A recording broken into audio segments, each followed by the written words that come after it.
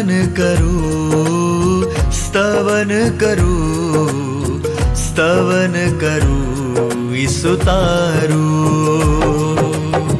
વચન સુણીને ગ્રહણ કરું સહુ, તેને પંથે ચાલું.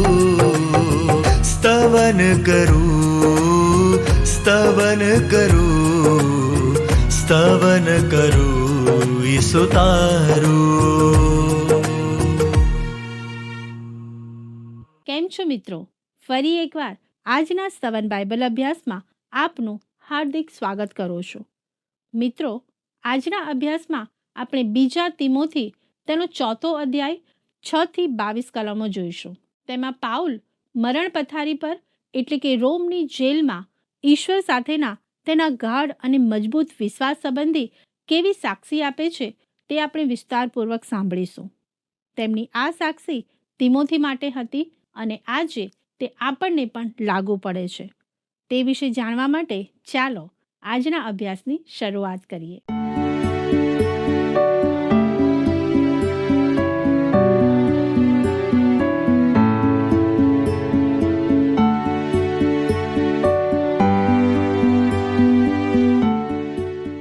કેમ છો દર્શક મિત્રો? સ્તવન કાર્યક્રમમાં આપને મળતા મને ખૂબ આનંદ થાય છે. આજના અભ્યાસમાં આપણે સંત પાઉલના સ્મૃતિલેખ વિશે વાત કરીશું. આવો આપણે બીજો તિમોથી 4:6 થી 8 કલમો વાંચીએ. કેમ કે હું અત્યારે પેયારપણ તરીકે રેડાઉં છું અને મારો પ્રયાણકાળ પાસે આવ્યો છે. હું સારી લડાઈ લડ્યો છું, મેં દોડ પૂરી કરી છે, વિશ્વાસ રાખ્યો છે. હવે મારે સારું ન્યાયપણાનો મુંગટ રાખી મૂકેલો છે. તે દાડે પ્રભુ જે અદલ ઇન્સાફ કરનાર ન્યાયાધીશ છે તે મને આપશે, અને કેવળ મને નહીં પણ જે સર્વ તેના પ્રગટ થવાની ઈચ્છા રાખે છે તેઓને પણ આપશે. પ્રિય મિત્રો, કોઈને ફાંસી પર લટકતા જોવું તે બહુ ક્રૂર દ્રશ્ય છે. રોમન સૈનિકો બહુ નિર્દય રીતે ગુનેગારને ફાંસી આપતા હતા. તેનું લોહી વહેવડાવવામાં આવતું હતું. તે સંદર્ભમાં સંત પાઉલ જણાવે છે કે તે તો તેને માટે વેદી સમાન બન્યું અને તેનું લોહી પાણીની જેમ રેડાતું હતું. એક પેયાર્પણ તરીકે, એક પવિત્ર અર્પણ તરીકે. સંત પાઉલે ફિલિપીઓના પત્રમાં એ રૂપકનો ઉપયોગ કર્યો હતો. જ્યારે તેને પકડવામાં આવ્યો અને તેને લાગ્યું કે તેનું મરણ તેની સામે હતું, ત્યારે ફિલિપી 2:17 તેણે લખ્યું, પણ જો હું તમારા વિશ્વાસના અર્પણ તથા સેવા પર પેયાર્પણ તરીકે રેડાઉં છું તો હું આનંદ પામું છું ને તમ સર્વની સાથે પણ હરખાવું છું. મિત્રો, તે ઈચ્છતો હતો કે તેનું જીવન રેડાઈ જાય અથવા ખાલી થઈ જાય. હવે તેના જીવનના અંત ભાગમાં તે કહી શકે છે કે તેનું જીવન પેયાર્પણ તરીકે રેડાઈ ગયું હતું અને ખાલી થઈ ગયું હતું. વહાલા દર્શક મિત્રો, પેયાર્પણ શું હતું? પેય એટલે પીવા જેવું અર્પણ ચઢાવવું અથવા દાન કે બલિદાન કરવું. પેયાર્પણના સંબંધમાં ઇઝરાયેલી લોકો માટે કોઈ ખાસ સૂચનાઓ ઈશ્વર તરફથી નહોતી, પરંતુ નિર્ગમન અને લેવીયના પુસ્તકમાં વારંવાર તેનો ઉલ્લેખ કરવામાં આવ્યો છે. દ્રાક્ષારસ લેવામાં આવતો હતો અને બલિદાન ઉપર રેડવામાં આવતો હતો, જે ખરેખર ગરમ રહેતો કારણ કે તે પિત્તળની વેદી પર હતો અને નીચે અગ્નિ રહેતો. તેથી પેયાર્પણ વરાળના રૂપમાં ઉપર તરફ જતું અને વરાળ થઈને ઉડી જતું. બરાબર એ જ બાબત સંત પાઉલ અહીં જણાવે છે. ખ્રિસ્તના બલિદાન ઉપર મેં મારું જીવન પેયાર્પણ તરીકે રેડી દીધું છે. તે મારા માટે કંઈ નથી, પણ તેમને માટે સર્વસ્વ છે. વાલા દર્શક મિત્રો, સંત પાઉલનું જીવન જલ્દી અદ્રશ્ય થશે અને જે સર્વ દ્રશ્ય હશે તે તો ખ્રિસ્ત હશે. અહીં અદ્ભુત અલંકારનો ઉપયોગ કરવામાં આવ્યો છે. ઘણા બધા લોકો તેમના નામો યાદગીરી માટે પથ્થરમાં કોતરાવે છે અથવા તેમની યાદમાં મકાનોને નામ આપે છે. મિત્રો, પાઉલને આવા પ્રકારની બાબતમાં રસ નહોતો. તે કહે છે, મારું જીવન પૈયારપણ છે જે રેડી દેવામાં આવ્યું છે. અહીં ખ્રિસ્તને ઊંચો કરવામાં આવે છે, નહીં કે પાઉલને. મિત્રો, આ તો શાસ્ત્રનો ઘણો મૂલ્યવાન ફકરો છે. સંત પાઉલનો સ્મૃતિલેખ 2 વિભાગમાં વહેંચવામાં આવ્યો છે. પ્રથમ તો પૂર્વ અવલોકન, જેમાં સંત પાઉલ તેના પૃથ્વી પરના જીવનની પૂર્વ અવસ્થાને જુએ છે. તેની સુનાવણી અને અમલ થાય તેની અગાઉ આ બાબત બને છે. પછી સ્મરણ લેખનો બીજો ભાગ તે સંભાવના છે. તે અનંત જીવનના સંબંધથી વિચારે છે. પૃથ્વી પરનું જીવન અને અનંત જીવન, તે બંને પૃથ્વી પરના મરણ દ્વારા વિભાજિત કરવામાં આવ્યા છે. વાલા મિત્રો, સંત પાઉલ તેના જીવનનો 3 જુદી જુદી રીતે ખુલાસો કરે છે. તે જણાવે છે, હું સારી લડાઈ લડ્યો છું. તે એક સારો સૈનિક હતો. ત્યાં તો યુદ્ધ લડવાનું હતું અને વિજય મેળવવાનો હતો. અહીં તેના જીવનના અંત ભાગમાં તે જણાવે છે, હું મારા ઉદ્ધારનારનો સૈનિક બન્યો છું. મારા મિત્ર બધા જ વિશ્વાસીઓએ આ સ્થાન લેવાનું છે. આપણે એક યુદ્ધ લડવાનું છે. દરેક વિશ્વાસીએ ઈશ્વરના વચનનો પક્ષ લેનાર બનવાનું છે અને બાઇબલના મહાન સત્યોને માટે ઊભા રહેવાનું છે.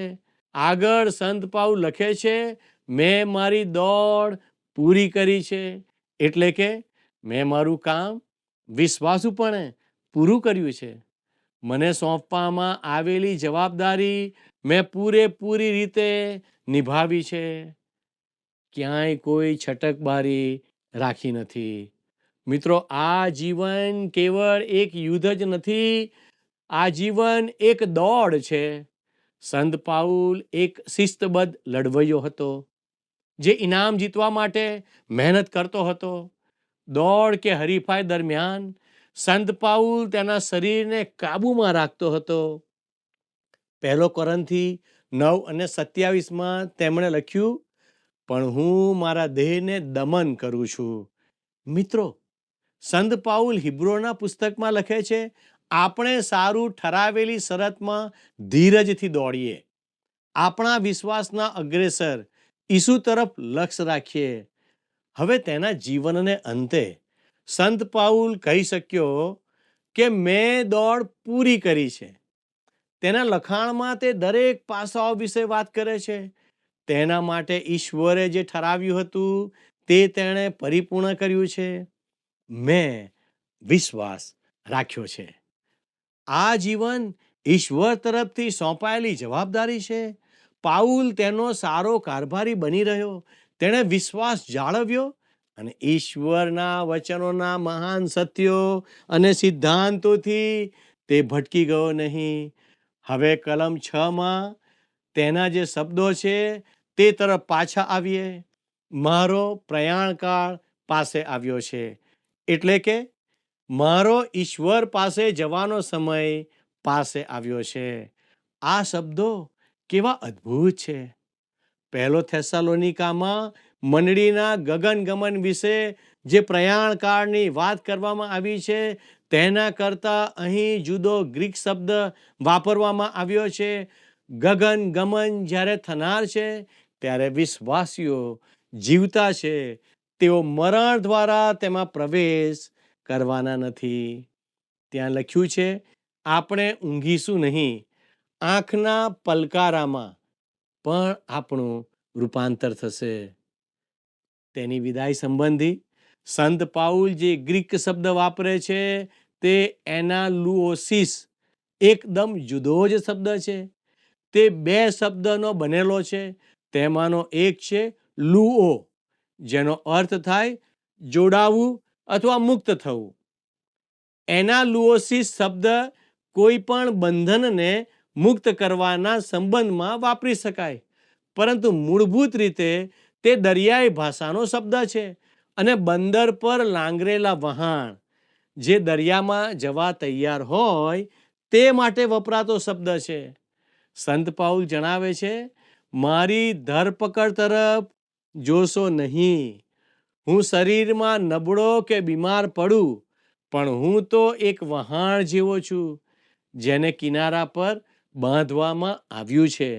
જ્યારે મરણ આવે ત્યારે હું ખરેખર ખ્રિસ્તની સાથે ઉપર જવા ઉચકાઈ જઈશ, જે મારા માટે ઘણું સારું હશે. વહાલાઓ, આગળ સંત પાઉલ જણાવે છે, હવે મારે સારું ન્યાયપણાનો મુંગટ રાખી મૂકેલો છે. તે દાડે પ્રભુ જે અદલ ઇન્સાફ કરનાર ન્યાયાધીશ છે તે મને આપશે. આ બાબત આપણને હકારાત્મક પાસા તરફ લઈ જાય છે. સંત પાઉલ ભવિષ્ય તરફ આગળ જુએ છે. તે ન્યાયપણાના મુંગટની અપેક્ષા રાખે છે. મુંગટ એ તો ઇનામ છે અને કોઈક દિવસે તે તેને પ્રાપ્ત કરશે. મિત્રો, હું નથી માનતો કે તે ઇનામ તેને આપવામાં આવ્યું હોય, પરંતુ ઈશ્વર પાસે તે છે અને તેમની સમક્ષ તેને પ્રગટ કરવામાં આવશે ત્યારે તે તેને આપશે. મિત્રો, એવા ઘણા મુંગટો કે ઇનામો વિશે નવા કરારમાં વાત કરવામાં આવી છે. દાખલા તરીકે 1 કોરિન્થી 9:24 અને 25 આ પ્રમાણે જણાવે છે, શું તમે નથી જાણતા કે શરતમાં દોડનાર સર્વ તો ઇનામ મેળવવા દોડે છે, તો પણ એકને જ ઇનામ મળે છે. એમ દોડો કે તમને મળે. વળી દરેક પહેલવાન સર્વ પ્રકારે સ્વદમન કરે છે. તેઓ તો વિનાશી મુંગટ મેળવવા સારું એમ કરે છે, પણ આપણે તો અવિનાશી મુંગટ મેળવવા સારું. દરેક માણસ જે પ્રયત્ન કરે છે તે દરેક બાબતમાં સફળ નીવડે છે. હવે તેઓ તો વિનાશી મુંગટ મેળવવા પ્રયત્ન કરે છે, પણ અમે તો અવિનાશીને સારું મહેનત કરીએ છીએ. એ તો રમતવીરનો મુંગટ છે, પણ આપણે તો જીવનના માર્ગ પર વિજેતા તરીકે આત્માઓ જીતનાર મુંગટ જે ફિલિપી 4:1 દર્શાવેલ છે તે આપણે વાંચીએ. માટે મારા પ્રિય તથા ઈષ્ટ ભાઈઓ, મારા આનંદ તથા મુંગટરૂપ એવી જ રીતે પ્રભુમાં સ્થિર રહો. મારા પ્રિય ભાઈઓ, લોકોને પ્રભુ તરફ દોરવાના ભાગરૂપે મુંગટ આપવામાં આવે છે. સંત પાઉલની પાસે એવા ઘણા મુંગટ હશે, તે વિશે કોઈ શંકા નથી. ન્યાયપણાનો મુંગટ, હું માનું છું કે તે ન્યાયપણાના જીવનનો બદલો છે અને સંત પાઉલ તે પ્રાપ્ત કરનાર છે. આગળ તે લખે છે, જેઓ તેના પ્રગટ થવાની રાહ જુએ છે તેઓને પણ. શું તમે ઈશ્વરના આગમનને માટે તૈયાર છો? ઈશ્વરના આગમન માટે તૈયાર હોવું એટલે તમારે તેમની પર પ્રેમ કરવો. મારા પ્રિય મિત્ર, શું તમે તેમની સાથે નજીકની મિત્રતા ધરાવો છો? શું તમે તેમને કદી કહ્યું છે કે તમે તેમને પ્રેમ કરો છો? મારો ખ્યાલ છે કે સંત પાઉલ દરરોજ પ્રભુને કહેતો હશે કે તે તેમના પર પ્રેમ કરે છે. જેઓ ઈશ્વરના પ્રગટ થવાની વાટ જુએ છે તેઓને માટે મુંગટ રાખી મૂક્યો છે. એ મુંગટ મને મળે તે મને ગમશે. હું માનું છું કે તે બીજા બધા મુંગટ કરતાં વધુ ચમકશે. ભાલા મિત્રો, પાઉલ 2 તિમોથી 4:9 જણાવે છે, મારી પાસે વહેલો આવવાને તું યત્ન કરજે. તે શા માટે એ પ્રમાણે કહે છે? કારણ કે તે એકલવાયો છે. જ્યારે મેં એકવાર જેલના કેદીઓની મુલાકાત લીધી ત્યારે હું વિચારતો હતો કે આ જગ્યા તો કેવી ભયાનક લાગે છે. 2 તિમોથી 4:10 વાંચીએ, કેમ કે દેમાસ હાલના જગત પર પ્રેમ રાખીને મને તજીને થેસાલોનિકામાં જતો રહ્યો છે. ક્રેસ્કેન્સ ગલાત્યા ગયો અને તીતસ દલમતિયા ગયો. દેમાસ જતો રહ્યો છે. તે ગરમી સહન કરી શક્યો નહીં, તેથી તેણે સંત પાઉલનો ત્યાગ કર્યો અને થેસાલોનિકા ચાલ્યો ગયો, જે થોડું દૂર હતું, અને તીતસ દલમતિયા ગયો. હું જાણતો નથી કે આ ભાઈઓ પાસે પાઉલથી અલગ થવાનું વ્યાજબી કારણ હતું કે નહીં, પણ મને લાગે છે કે તીતસ પાસે કારણ હતું. સંત પાઉલે તેને દલમતિયા મોકલ્યો, જેથી તે તેની જગ્યાએ સેવા કરે.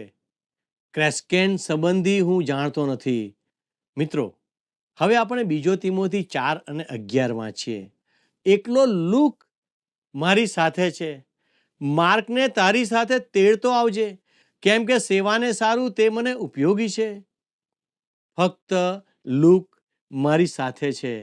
ડોક્ટર લૂક પાઉલની સાથે છેવટ સુધી રહ્યા. માર્કને તારી સાથે લેતો આવજે.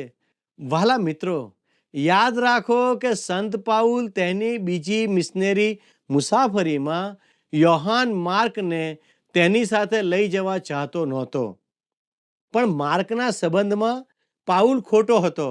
હવે તે એમ કહેવા સમર્થ હતો કે માર્ક તેની સેવા માટે ઉપયોગી હતો. વહાલા મિત્રો, આ સંત પાઉલના છેલ્લા શબ્દો હતા.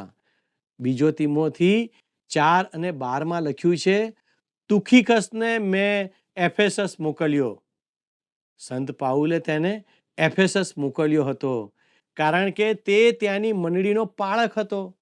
તે અનિશ્ચિત સમય માટે રોમમાં રહી શકે તેમ ન હતો, કેમ કે તે એક મંડળીનો પાળક હતો. હવે એક બાબત પર ધ્યાન આપો, જે વિશે બીજો તિમોથી 4:13 નોંધવામાં આવ્યું છે. જે જબ્બો મેં ત્રોઆસમાં કાર્પસ પાસે મૂક્યો છે, તે અને પુસ્તકો પણ, વિશેષ કરીને ચર્મપત્રો આવતી વેળા સાથે લેતો આવજે. સંત પાઉલ તેનો જબ્બો અથવા કોટ જે તેણે ત્રોઆસમાં મૂક્યો હતો તે લાવવા જણાવે છે. આ બાબત સંત પાઉલના દુઃખ સહન સંબંધી જણાવે છે. તે સમયે ત્યાં ઘણી ઠંડી હતી. આ તો તેની ભૌતિક જરૂરિયાત માટેની વિનંતી છે. અને પુસ્તકો, ખાસ કરીને ચર્મપત્રો લેતો આવજે. તેને વાંચવા માટે અને તેની માનસિક જરૂરિયાત માટે તે જરૂરના હતા. હવે બીજો તિમોથી 4:14 પાઉલ લખે છે, એલેક્ઝાન્ડર કંસારાએ મને બહુ નુકસાન કર્યું છે. તેના કામ પ્રમાણે પ્રભુ તેને બદલો આપશે. સંત પાઉલનો આશય એવો ન હતો કે તે એલેક્ઝાન્ડરનો બદલો લે. મને ખાતરી છે કે તેણે પાઉલના સંબંધમાં જે કર્યું તેના પ્રમાણમાં ઈશ્વર તેનો ન્યાય કરશે. બીજો તિમોથી 4:15 વાંચીએ. તેનાથી તું પણ ચેતીને રહેજે, કેમ કે તેણે અમારા વચનોની સામે ઘણો વિરોધ દર્શાવ્યો છે. સંત પાઉલ તિમોથીને તેનાથી સંભાળવા અને સાવચેતી રાખવા જણાવે છે. તે એવો સભ્ય છે જે તારી ખુશામત કરશે અને તારી પાછળ ઘા કરશે. તેથી તેનાથી સાવધ રહેજે. બીજો તિમોથી 4:16 આપણે વાંચીએ. મારા પ્રથમ બચાવનો ઉત્તર આપતી વખતે મારી પાસે કોઈ રહ્યું નહોતું, પણ સઘળા મને મૂકીને ચાલ્યા ગયા હતા. પ્રભુ એ તેઓને લેખે ન ગણે. મારા પ્રથમ બચાવ વખતે અહીં પાઉલ તેની પ્રાથમિક સુનાવણી વિશે અથવા રોમમાં 3 વર્ષ અગાઉ તેની પ્રથમ સુનાવણી વિશે વાત કરે છે. મિત્રો, તે સમયે પાઉલ એકલો હતો. હવે બીજો તિમોથી 4:17 તે લખે છે, પરંતુ પ્રભુએ મારી સાથે રહીને મને બળ આપ્યું કે જેથી મારી મારફતે સુવાર્તા પૂરી રીતે પ્રગટ થાય અને સઘળા વિદેશીઓ તે સાંભળે. સિંહના મોંમાંથી હું બચી ગયો. સંત પાઉલે તિમોથીને તેનો જબ્બો એટલે તેના શરીરને માટે કંઈક, અને તેના પુસ્તકો અને ચર્મપત્રો એટલે તેના મનને સારું કંઈક, અને હવે તેના આત્માને માટે કંઈક કહે છે. પ્રભુ મારી સાથે ઊભા રહ્યા. તેઓ જેલમાં કે બહાર હતા, પણ તેઓને આ 3 ક્ષેત્રમાં જરૂરિયાત છે એમ કહે છે. તેને ખાતરી હતી કે પ્રભુ મારી સાથે છે. મને સિંહના મોંમાંથી બચાવવામાં આવ્યો. અહીં સંત પાઉલ કહે છે કે તે સમયે તેને ફાંસીની સજામાંથી બચાવવામાં આવ્યો.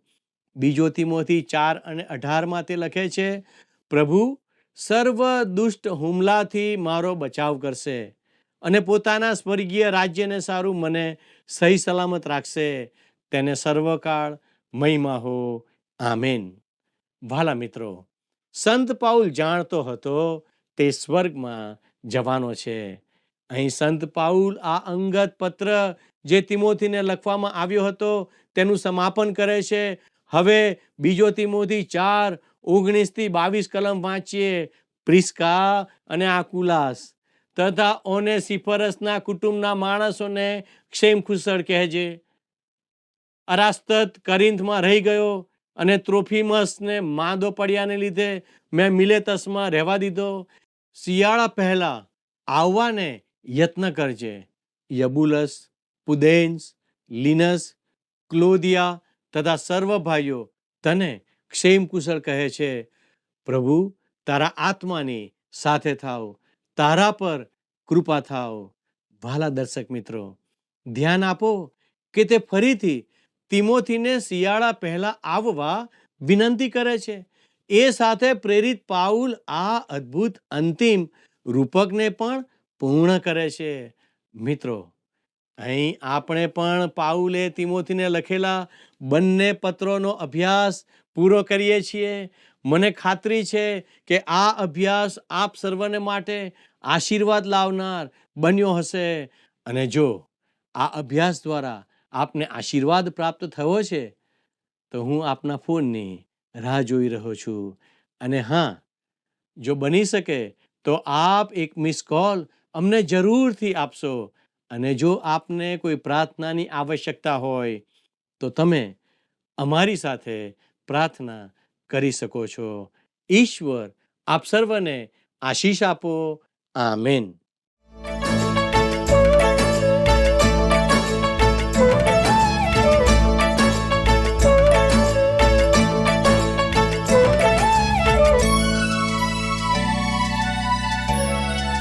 जय जय परम दयामय स्वामी, स्मारक गान करो रे.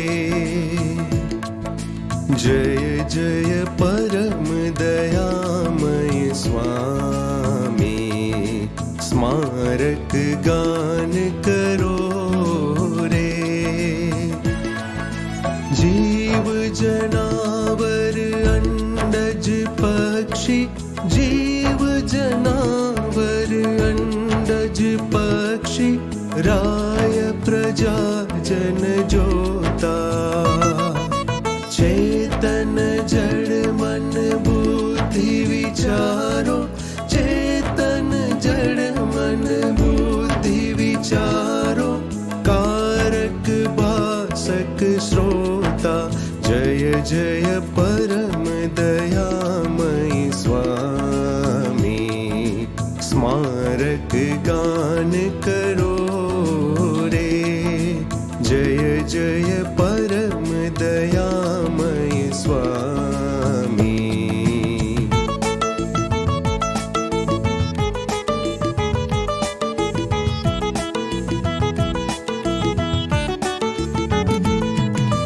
भक्त समाज निरंतर तेने, भक्त समाज निरंतर तेने, साथ भजो अनुरागे. निश दिन ईश्वर ना गुण गाओ, निश दिन ईश्वर ना गुण गाओ, प्रेम सुगायक जागे.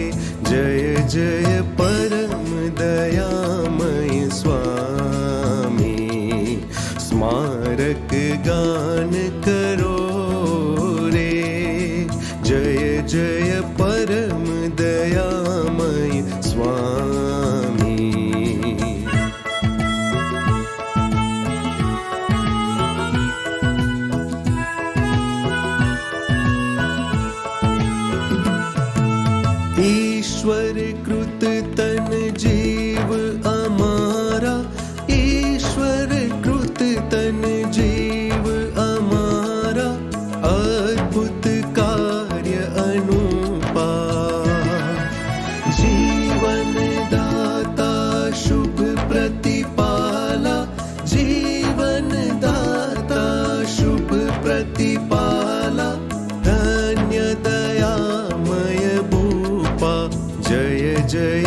परम दयामय स्वामी स्मारक गान करो रे जय जय परम दयामय स्वामी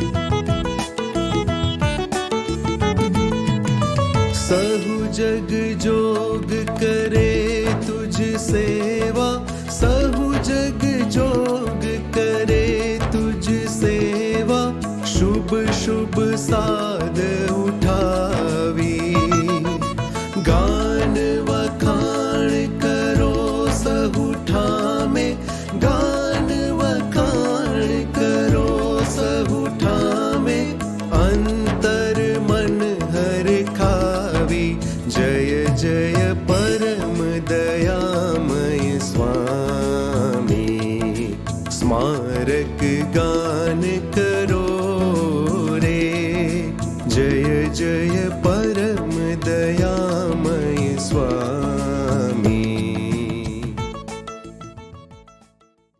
પ્રિય મિત્રો, આજે આપણે જોયું કે પાઉલ રોમની જેલમાં હતો જ્યાં તેને ફાંસી આપવાની હતી. તે જાણતો હતો કે હવે મારો ઈશ્વર પાસે જવાનો સમય આવી ગયો છે. તેને સખત રીતે બાંધી દીધો હતો. તેમ છતાં તેણે કહ્યું કે હું સારી લડાઈ લડ્યો છું, મેં દોડ પૂરી કરી છે અને મેં વિશ્વાસ રાખ્યો છે. તેણે એક સારા સૈનિક તરીકે યુદ્ધમાં જીત હાંસલ કરીને જીવનના સારા કે નરસા સમયોમાં પણ વિશ્વાસની દોડ પૂરી કરી હતી, જે ઈશ્વરે તેના માટે ઠરાવી હતી. આજે પાઉલ મારફતે આપણને એક પડકાર મળે છે. આપણે પણ જીવનની દોડ દોડી રહ્યા છે. મિત્રો, તમારી જાતને તપાસો કે જે દોડ તમે દોડી રહ્યા છો તે ઈશ્વરના વચન પ્રમાણે છે કે નહીં. પાઉલ તો ઈશ્વરના વચન પ્રમાણે દોડ્યો, તેથી ન્યાયપણાનો મુગટ તેને મળશે. શું તમે ઈશ્વરના વચનને સમજીને આગળ દોડી રહ્યા છો? શું તમે ન્યાયપણાના મુગટ મેળવવા માંગો છો? તો એમ દોડો કે તે તમને મળે. મિત્રો, આજનો પ્રશ્ન છે, આજના પાઠમાં કયા મુગટની વાત કરી છે? એ સોનાના, બી ચાંદીના, સી ન્યાયપણાના અને ડી વિજયના. મિત્રો, ગત પ્રશ્નનો જવાબ છે એ રોમમાં.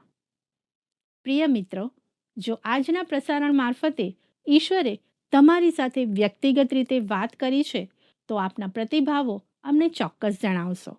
અમારો સંપર્ક નંબર છે 94 29 37 56 10 9429375610. આજના પ્રશ્નનો જવાબ પણ આ નંબર પર અવશ્ય મોકલી આપશો. આભાર. શું તમને આ કાર્યક્રમ ગમ્યો? અત્યારે જ અમને મિસ કોલ કરો.